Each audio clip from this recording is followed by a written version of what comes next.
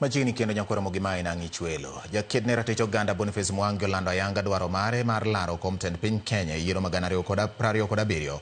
Kolose boma ma Nairobi kawuono Mwangi olero ni rowere mang'eny osewito ngimagi e ng'anyo ma osebedo ka timore pacho ka gino ma odhire mondo lar kom mar jatend piny. Moko kuom gigo ma osingo mar kedonegi gin nek mag rowere e kinde ka kinde, jiwo thieth maonge kod chudo, somo maonge kod chudo ne jopuonjre kod neno ni chike ma pacho ka oketi e tim kaka dwarore.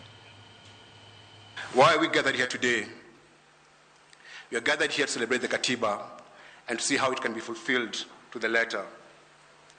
I have selected this great day to announce that I'm going to be running for the President of the Republic of Kenya. Friends, our country is broken and in danger of becoming a failed state.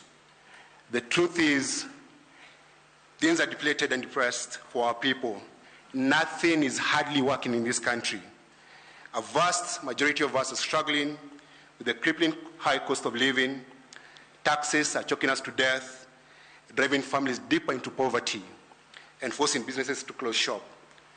We are being forced to tighten our belts, but I ask you, for how much longer are we going to tighten our belts? Due to the hard times, you sometimes hear Kenyans jokingly say, in a painful way, leo tunakondea wapi?